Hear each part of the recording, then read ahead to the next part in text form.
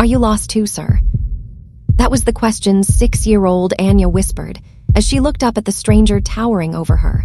Her small fingers clenched tightly around a velvet purse that matched her cream-colored dress. She didn't know who he was. She didn't know he was one of the most powerful men in the city. She didn't know he was a man whose name opened doors, closed deals, and commanded entire rooms without him saying a word. All Anya knew was this. He looked like someone who wouldn't panic. Hello, family, and welcome to Fiction Stories TV. If you love deeply emotional stories about love, loss, and unexpected reunions, please subscribe to our channel, like this video, and share it with someone you care about. Don't forget to turn on your notifications so you never miss a new story from us. Your support truly means everything. Now sit back, relax, and let's dive in. The grand hall of the Metropolitan Arts Gala glowed beneath towering crystal chandeliers. Soft orchestral music drifted through the space, blending with polite laughter and the low murmur of wealthy conversations. Priceless paintings lined the walls, sculptures rose like silent guardians, and cameras flashed as donors and patrons glided across polished marble floors. To most people, it was breathtaking. To Anya, it was overwhelming. Just minutes earlier, her hand had been wrapped safely in her mother. Elena had leaned down, explaining how art told stories without using words, how every painting held a secret if you stared long enough. Then someone bumped into them. Then another. Then the crowd shifted, thick and sudden. And her mother's hand slipped away. "Mom," Anya called softly. No one answered. Her dark eyes darted left, then right, scanning faces that were all too tall, too busy, too unfamiliar. The music felt louder now. The hall felt bigger. The air pressed against her chest as panic crept in slowly, like something cold wrapping around her ribs. She hugged her purse close, the way her mother had taught her whenever she felt scared. Don't cry. Crying makes people stare. Crying means you're really alone. People rushed past her in shimmering gowns and tailored suits, their footsteps echoing sharply against the marble. No one noticed the little girl standing perfectly still in the middle of it all. Then she saw him. He stood near a massive abstract painting, one hand resting casually in his pocket, the other touching a discreet earpiece. His posture was controlled, his expression unreadable. He wasn't laughing or networking like the others. He looked separate, grounded. Safe. Anya hesitated for a moment, her heart pounding. Then she took a small step forward, and another. Nathan Morrow had just ended a call about a delayed shipment from Milan when he felt it, the unmistakable sensation of being watched. He turned, ready to brush off another greeting or donation request. Instead, he found himself staring down at a little girl. She looked impossibly small against the backdrop of marble and glass. Her eyes were wide, her shoulders tense, like she was holding herself together through sheer will. "Are you lost too, sir?" she asked. The words landed harder than he expected. The noise of the gala faded. The music dulled. For a brief moment, the only thing Nathan could see was the fear she was trying so hard to hide. He crouched immediately, ignoring the expensive tuxedo brushing against the floor. "Hey," he said gently, "what's your name?" "Anya." "That's a beautiful name," he replied. "I'm Nathan." She studied his face carefully, as if searching for something. "I can't find my mom." Something tightened in his chest. "Okay," he said calmly. "We're going to fix that. What does she look like?" Anya relaxed just a little. "She has dark hair, and she smells like vanilla." Despite himself, Nathan smiled. "That helps more than you think." He pressed a finger to his earpiece. "I need security at the East Gallery. We have a separated child, 6 years old." He turned back to Anya. "You did the right thing coming to me." She nodded slowly, then slipped her small hand into his without asking. Nathan froze for half a second. Then he closed his fingers gently around hers. They moved to a quieter corner near a marble bench, away from the crowd. Nathan sat beside her, staying at eye level, his presence steady and unhurried. "Are you scared?" he asked. She nodded, just a little. "That's okay," he said. "Being brave doesn't mean you're not scared. It just means you don't face it alone." She swung her feet softly. "My mom says that." His jaw tightened. "She sounds like someone special." "She is." Security approached discreetly, exchanging quiet words with Nathan. Anya watched the exchange closely. "You're not going to leave, right?" she asked. Nathan shook his head. "I'm right here." Minutes passed. The gala continued around them, oblivious to the fragile moment unfolding just beyond the velvet ropes. Then, "Anya." The voice cut through the noise like a lifeline. Anya jumped to her feet. "Mom." Across the hall, Elena ran toward them, her emerald gown gathered in her hands, her face pale with terror. She dropped to her knees as Anya collided with her arms. "I've got you," Elena sobbed. "I've got you." Anya buried her face into her mother's shoulder, finally letting the tears fall. Nathan stood a few steps back, watching, something heavy and unfamiliar settling in his chest. Elena pulled back slightly, brushing Anya's hair away. "Don't ever let go again." "I didn't mean to," Anya whispered. Elena hugged her tighter, then slowly looked up. Her eyes met Nathan's. The color drained from her face. The air between them shifted, thick and undeniable. "Nathan," she breathed. "Elena," he replied quietly. Anya looked between them, confused. "Mom, do you know him?" Elena swallowed. "Yes," she said softly, "I do." And in that moment, the story changed. Because this was never just about a lost child. Elena's gaze remained locked on Nathan's. Her breath caught somewhere between disbelief and memories she thought she'd buried. Nathan felt the air shift around him as Elena clutched Anya tightly. His chest tightened. For a split second, he couldn't breathe properly, as if the years of searching and the weight of unspoken guilt had all converged in that single moment. The little girl in front of him, the one whose hand had slipped into his so naturally, could she really be his daughter? The thought hit him like lightning. He stared at Anya, at the tiny curve of her jaw, the depth of her dark eyes, and the way she instinctively gravitated toward him. There was a familiarity he couldn't explain. That connection he had felt when she approached him, it wasn't coincidence. It never had been. The gala's lights shimmered across her emerald gown, casting shadows that danced over her face, highlighting lines that weren't there the last time he'd seen her. Nathan's tuxedo didn't make him untouchable tonight. It made him real. Human. Vulnerable in ways only she seemed able to notice. Anya tugged lightly on her mother's sleeve. "Mom, he helped me," she said softly. Her voice carried no accusation, only a simple, innocent truth. Nathan knelt again, careful to avoid startling her. "Hey, kiddo," he said gently. "I just made sure you didn't get lost, that's all." Nathan's gaze finally met Elena's, sharp, calculating, full of an emotion he had long feared, anger. His chest constricted. He remembered the day he had left her, the note he had slipped onto the kitchen counter, the abrupt goodbye that had ripped through her world while she carried his child. He had told himself he needed to pursue more, to make something of his life, but the memory of her tears and the silent phone calls he had ignored haunted him daily. He had searched for them, for years, and now they were here in front of him. Elena's hands didn't loosen from Anya, and finally she spoke through gritted teeth. You stay away from her." Nathan froze. She knew she was supposed to be thankful first, but the person standing in front of her didn't deserve that. He had expected that, but then the words landed harder than he anticipated, cutting into the cautious hope swelling in his chest.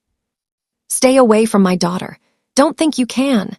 She caught herself, her voice breaking as the intensity of her anger and her old wounds collided. Anya tilted her head, looking from her mother to Nathan, confusion and concern knitting her small brow. "Mom, but he helped me. He kept me safe." Elena's jaw tightened. "I don't care." Anya wondered why her mom was behaving that way, but she was certain at this point that they knew each other. Nathan's stomach churned. He took a slow breath, lowering his voice. "Elena, please, can we just— I need to explain myself." Alina's eyes narrowed, a mixture of shock, disbelief, and anger. "Explain," she repeated incredulously. "You want to explain after all these years? After leaving me pregnant, and leaving me to do everything alone." They had forgotten that Anya was with them, and she was listening to everything. Nathan's throat tightened. I never stopped looking, never stopped thinking about you, about her." His gaze flickered to Anya. I think she might be my daughter." Alina froze, a flicker of disbelief flashing across her face. Then she laughed, a short, bitter laugh that didn't reach her eyes. "Your daughter," she said, voice sharp. "You mean the one you left me pregnant with, the one I raised alone while you disappeared?" Anya's eyes widened. "Mom, is he my dad?" she whispered softly. Alina pulled Anya closer, shielding her body as if her presence alone could erase Nathan from the picture.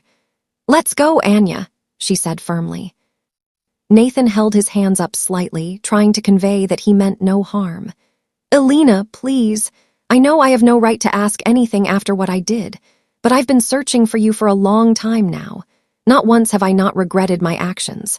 Please give me a chance to talk, to explain myself properly. Just once."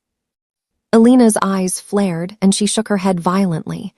"You don't get a chance. You had your chance years ago." Anya tugged lightly at Alina's sleeve. "Mom, please listen to him." Her voice was small but insistent. Alina glanced down at Anya, whose innocent eyes were looking up at her, a silent plea for understanding.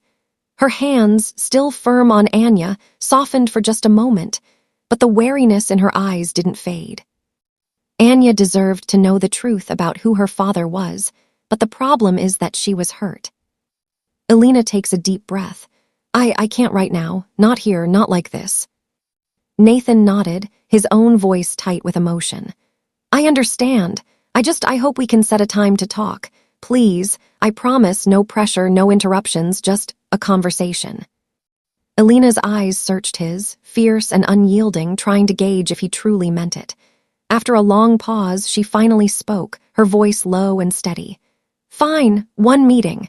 But after this, nothing else unless I say so." Relief, tentative and cautious, flickered across Nathan's face. "Thank you, I won't let you regret it." Anya's hand squeezed his gently. "See, Mom, he's nice, he's not scary." Anya was just so innocent. Alina glanced down at her daughter, her anger softening slightly, but only slightly. "He better be nice," she muttered, more to herself than anyone else, before turning and leading Anya away. Nathan watched them leave, the distance between them feeling like a chasm he might never cross, yet hope lingered. He pressed a finger to his earpiece again, motioning for security to remain nearby in case Anya needed them, but mostly he stood frozen, replaying every second in his mind. That connection, the one he felt from the start, made sense now. Anya was the child he never stopped wondering about, the child he had imagined and searched for every day. He felt a pang of guilt for the years lost, for the years he hadn't been there, for the times he had imagined the life he might have had with them. Yet he also felt a small flicker of hope, fragile but real, because now he had a chance. A chance to begin to make things right, to bridge the gap that years of absence had created. Turning slightly, Nathan caught a final glimpse of Anya peeking around her mother's shoulder, giving him a small, shy wave. Her smile, fleeting and cautious, was enough to bolster his resolve. He whispered softly, as if to himself, "We'll talk soon, I promise." And in that moment, the gala continued around him, oblivious to the emotional storm that had just unfolded. The city lights glittered through the windows, the music still played, but for Nathan, all that existed was the small girl who might be his daughter, the woman he had loved and lost, and the fragile thread of hope connecting them all. The small cafe Nathan had arranged was quiet, tucked away from the city's hum and the gala's lingering glitter. Warm light pooled across the dark wooden table, casting soft shadows on Alina's face as she sat stiffly, Anya perched beside her, fidgeting with the hem of her dress. Nathan's heart thrummed painfully in his chest. Every second felt both heavy and electric, years of regret compressed into a single moment of truth. He couldn't believe he was finally able to see Alina, and now, even though he still needed to confirm. He was so sure that Anya was his daughter. He sat opposite them, hands folded loosely, trying to project calm even while his mind raced. Alina's gaze was sharp, unrelenting, as if she could see straight through to the guilt etched deep into his bones. Anya, oblivious to most of the tension, watched the two adult with a mixture of curiosity and trust while she played with her doll. "I thank you for coming," Nathan began carefully. "I know you didn't want this, and Alina cut him off, voice low but firm as she decided to cut the chase and go straight to the point. "You don't get to start with thanks. Do you know how many nights I cried, wondering why you left? How many times I called, left messages, hoping you'd answer? And you never did." Her hands clenched in her lap. "Do you know what it felt like to be abandoned, pregnant, and alone?" It wasn't right having Anya watch them do this, but she had no other choice. Nathan flinched, though he expected her words. "I know what I did was terrible. I've always imagined what you have been through every day since I left. I thought I had good reasons, that I had to do what I thought was right for the future, for my career, for us. But I was wrong. Every single day, I regretted it. I searched for you when I came back to my sense. I wanted to know what happened to you and our child. Now I find Anya, and I felt that strong connection with her from the very beginning." Alina's eyes narrowed. "Anya." He swallowed hard, voice tight. "Yes, I believe she is my daughter, right, Alina?" Anya's eyes widened, and she leaned forward slightly. "You are my dad." Alina's head snapped toward her daughter. "Anya, no!" Her voice cracked with tension, a mix of fear and disbelief. "Sit back down, honey." She gently pushed her daughter back into her lap. Nathan's chest tightened as he tried to stay calm. "I know this is sudden. I don't expect anything. But I couldn't let another day coming back to find you, and luckily Anya found me instead. I tried searching all around with different private investigators. I had just found out that you might be in this city, and that's why I came here to spend time and look for you myself." Alina's hands trembled as she gripped the edge of the table. Do you even realize what you're saying? You call Anya your child. You're talking about this same child I raised alone while you disappeared." "I am sorry, Alina," Nathan whispered, voice breaking slightly. "I am so sorry. I never forgot about you. I always spent my days wondering if I had done irreparable harm. And now, seeing her, knowing she exists, knowing she's here, alive and safe." He stopped, swallowing back the ache in his throat. "It's all I've wanted for years, and I know I am greedy to say this, but I want more. I want a chance to be in your lives and repair what I ruined." Anya looked between them, her small hand brushing against Alina's arm. "Mom, is he really my dad?" Her voice was small, trembling with hope, her eyes searching her mother. Alina's gaze softened at her daughter's innocence, her heart tightening. She took a deep breath, fighting the storm of anger and betrayal that still roiled within her. "Yes," she said finally, voice breaking. "He is your father." Anya's hand shot out toward Nathan, her eyes glistening. "Really?" she whispered. Nathan's eyes filled, the emotion threatening to overwhelm him. He reached forward slowly and carefully, not wanting to scare her. "Yes, really," he said, voice hoarse. "I'm your dad, Anya." The little girl's face lit up, tears spilling freely down her cheeks. She launched herself forward, wrapping her small arms around Nathan's neck. I knew it, I have a dad," she cried, her voice full of pure, unfiltered joy. Alina watched silently, tears streaming down her own cheeks, heart both breaking and swelling as she saw the reunion between father and daughter. Nathan held Anya gently, as if afraid to break the fragile moment. He pressed a kiss to her forehead, murmuring, "I promise I'll always be here now. I won't leave again." Anya pulled back slightly, just enough to look at him with bright, shining eyes. "You really mean it?" Nathan nodded firmly. "I swear it, Anya. No more running away, no more leaving. I'm here and I'm staying." Alina's hands trembling slightly as she studied Nathan. "Do you understand what this means?" she asked softly, voice still laced with hurt. "You do understand that you left her, right? You chose your career over us, and now you want to step in." "I understand that I made the worst mistake of my life," Nathan said, voice steady despite the emotion. "I've lived with that mistake every day. I've replayed my decision, and every moment I failed you every day of my life. The truth is that I can't change the past, but I can promise you know that I am never leaving again, and I promise to be present from now on.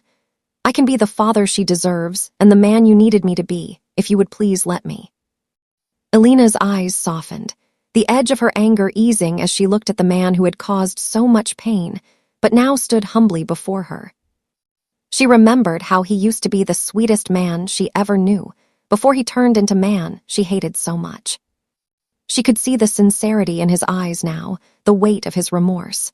You better mean that. I can't allow myself get hurt again, and even worse, Anya, now that she is in the picture."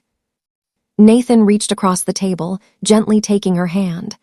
"I understand that perfectly, and I am grateful for this second chance. I just hope we can start slowly, one step at a time. Can we try that?" Anya's small voice piped up between them. "Please, Mom, can we? I want him to be my dad." Elena looked down at her daughter, her anger and mistrust warring with the undeniable joy in Anya's eyes. She was going to this for Anya's sake, and hopefully along the line, she finds the man she once loved. She swallowed hard, took a deep breath, and nodded. "One step, but we take it slow, for her sake." Nathan's lips trembled into a small, grateful smile as a stray tear dropped out from his eyes. Thank you both." Anya clapped her hands lightly, beaming. "Can we go to the park next? You can push me on the swings, Dad." Nathan chuckled, the sound thick with emotion. "Absolutely, kiddo, you've got it." Elena finally allowed herself a small, cautious smile, glancing at Nathan with a mixture of wariness and hope. "We'll see, but remember, slow." Nathan nodded. "Slow is fine, just together this time." Anya leaned into him again, whispering, "I'm so happy. I've always wanted a dad."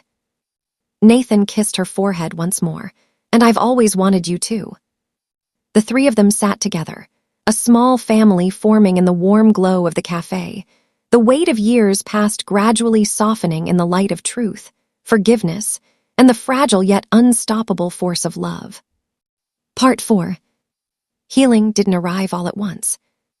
It arrived quietly. In moments so small they almost felt ordinary, yet they changed everything. The first was a Saturday morning. Nathan flew them over to his home, in Italy, in his private jet. When they finally arrive, Anya stood in front of Nathan's mansion, her mouth slightly open as she took it all in. The gates were tall and iron-forged, the driveway wide enough to feel like a road on its own. The house rose beyond it all, elegant stone, wide glass windows, soft fountains whispering near the entrance. "This is your house?" Anya asked, her voice full of awe. Nathan knelt beside her, smiling gently.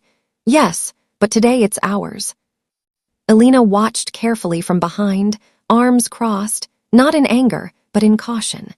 She had agreed to this visit after days of thought, reminders to herself that healing didn't mean surrendering control. Still, she couldn't deny it. Nathan had been consistent. Every call answered. Every promise kept. Every boundary respected. Inside, Anya moved through the mansion like sunlight, her laughter echoing through halls that had long been silent. She ran her fingers over polished railings, marveled at the grand staircase, and stopped in front of a massive piano. "Do you play?" she asked. Nathan shook his head.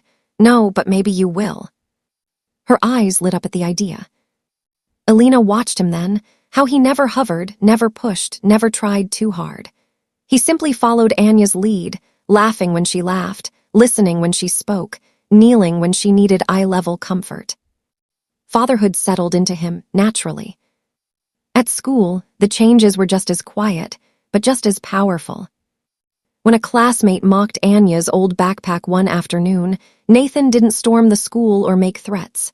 Instead, he showed up at dismissal time, crouched beside her, and asked softly, "Did something happen today?" She told him everything. The next day, Anya walked into school holding her father's hand, her head held higher, not because of who he was, but because she knew she wasn't alone. Nathan later met with the principal, not as a billionaire, but as a father. Respect followed him anyway. Soon, teachers smiled more warmly at Anya. Children stopped teasing. Some even asked if they could come over to her house. "Dad," Anya whispered one night as he tucked her in at the mansion's guest room, now very clearly hers. "I feel safe." Nathan swallowed hard, emotion tightening his chest. "You always will." Alina noticed everything. She noticed how Anya slept better, how she laughed louder, how she stopped asking questions like, "Why doesn't my dad live with us?" And slowly, almost without realizing it, Alina began to exhale. Her own life began to soften too. Nathan didn't rush her, didn't push romance, didn't touch her without permission. But he invited her. To events, to dinners, to moments. The first gala they attended together wasn't announced, but everyone noticed. Alina stepped out of the car in a deep sapphire gown, elegant and understated, her hair pinned softly at her neck. Nathan offered his arm, not possessively, but respectfully. They walked in together. Whispers followed. "That's Nathan Morrow." "Who is she?" "They look right." Alina felt it, the subtle shift in how she was seen. Not as an accessory, not as an afterthought, but as an equal. Nathan never spoke over her, never overshadowed her presence. When someone addressed him, he turned slightly, including her naturally. "This is Alina," he would say. "She's brilliant." And slowly, people began to believe it. At home, the evenings became sacred. Dinner at the long table, now smaller, cozier. Anya doing homework between them. Nathan reading bedtime stories in voices that made Anya giggle uncontrollably.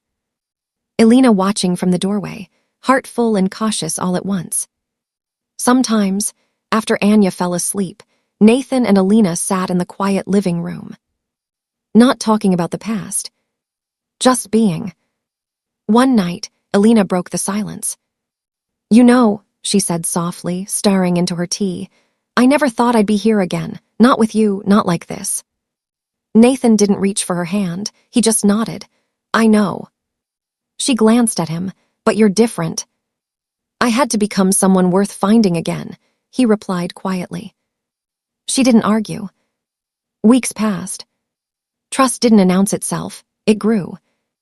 In shared glances. In laughter over burnt pancakes. In Anya falling asleep between them during movie nights. They weren't perfect, but they were present. One evening, spring light spilling through the windows, Anya ran ahead into the garden, chasing petals carried by the breeze. Alina stood beside Nathan, watching her. "She's happy," Alina said. Nathan nodded. "She deserves that." "So do you," she added, surprising them both. He turned to her, something unspoken resting gently between them. Not a promise, not a declaration, but a choice, made quietly daily, together. And for the first time, the mansion felt like a home, not because of its size or luxury, but because love had finally learned how to stay. Morning light spilled generously across Nathan's mansion, turning glass walls into sheets of gold. The house no longer felt like a monument to success, it felt lived in. Shoes by the door, Anya's drawings framed on the walls, Alina's laughter echoing from somewhere down the hall. Nathan stood at the kitchen island, pretending to read emails on his tablet, but his focus was completely elsewhere. "Dad," Anya's voice chimed, suspiciously sweet. He looked up. She stood there with her hands behind her back, head tilted, eyes sparkling with mischief, an expression he'd learned usually meant trouble or a very personal interrogation. "Yes, my tiny boss," he asked. She climbed onto the stool beside him and leaned in dramatically. "I just wanted to ask, hypothetically." Nathan sighed. "I already do like where this is going." "If you loved someone," she continued, lowering her voice, "and that someone was my mom." Alina froze mid-step near the doorway. Nathan choked on his coffee. Anya pressed on. "Would you marry her, or would you risk losing her again if you have to pursue your work?" The silence was deadly. Nathan slowly turned toward Alina. She crossed her arms, eyebrow raised, clearly enjoying this far too much. Nathan set the tablet down. "Anya," he said carefully, "who taught you how to ask questions like that?" She grinned. "Life and cartoons." Elena laughed despite herself. Nathan stood, walked over, crouched in front of Anya, and said softly, "If I ever marry your mom, it wouldn't be because I'm done chasing things. It would be because I finally found what I should never chase away." Anya gasped. "So that's a yes?" Elena shook her head, smiling. "She's relentless." That evening, Nathan didn't choose a grand stage or flashing cameras. No press, no orchestra, just the three of them. Realization had just hit him. He took them back to the small garden behind the mansion, the one Anya had unofficially named the fairy place, because of the lights Nathan had strung through the trees for her. Elena noticed immediately that something was different. "Why are you nervous?" she asked him quietly as Anya ran ahead. Nathan exhaled. "Because this matters." He stopped beneath the largest tree, fairy lights glowing softly above them.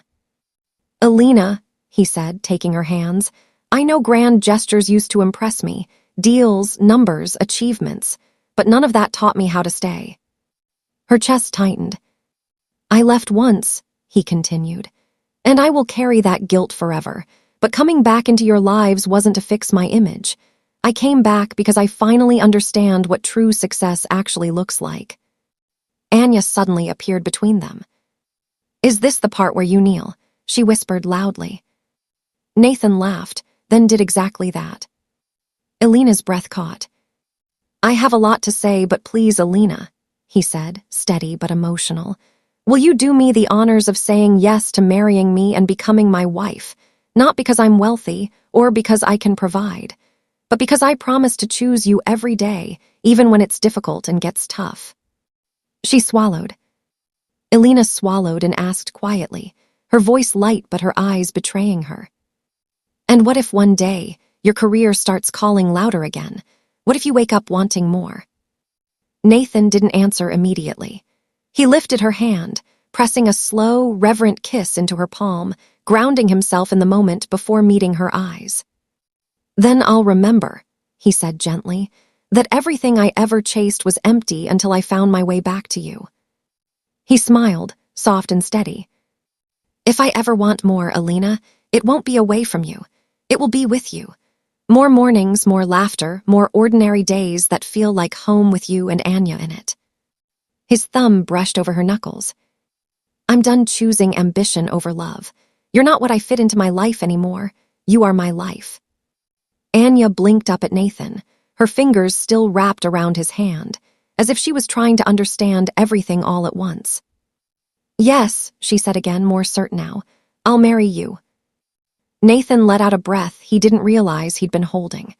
His hands trembled slightly as he took the ring and slid it gently onto her finger, as though the moment itself was sacred. She reached for him, resting her forehead against his for a heartbeat before leaning in. Their kiss was slow and unhurried, no fireworks, no applause, just two people choosing each other again, this time without fear. That was when a small gasp broke the moment. Anya had been watching them with wide, shining eyes, her hands pressed to her chest. "Wait," she whispered.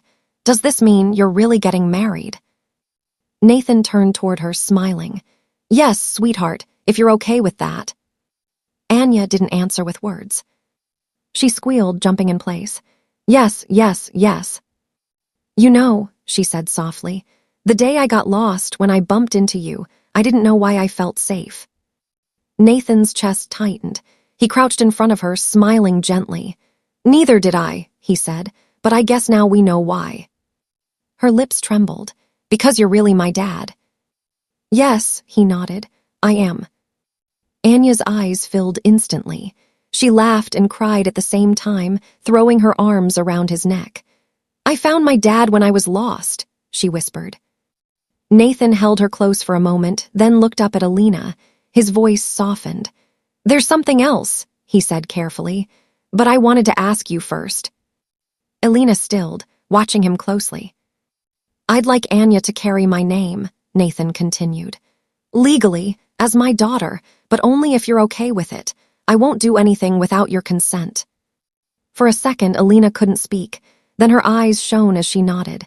"Yes," she said quietly. "She's always been yours." Anya pulled back, eyes wide. "Wait, I get your last name." Nathan smiled. "If you want it." She gasped, hands flying to her mouth. "That means we're really a family." She hugged him again, tighter this time. "Dad, I love my new name, Anya Morrow," she said proudly. Alina watched them, her heart full, realizing that the man Anya had found that night wasn't just a stranger who helped her. The wedding was everything quiet joy looks like. No spectacle for the world, just beauty for the soul. Alina walked down the aisle radiant, dressed in ivory silk that moved like water. Nathan couldn't breathe when he saw her, not because she was stunning, but because she was choosing him again. Anya stole the show in a tiny white dress, petals slipping from her hands as she skipped instead of walked. "My little bride," Alina whispered, brushing tears away. Their vows weren't long. They didn't need to be. "I choose staying," Nathan said. "I choose trusting again," Alina replied. And when they kissed, it wasn't loud, it was certain. Spring bloomed around them. Some stories aren't about finding love. They're about earning it back. About choosing presence over ambition. And realizing that the greatest legacy is who waits for you at home.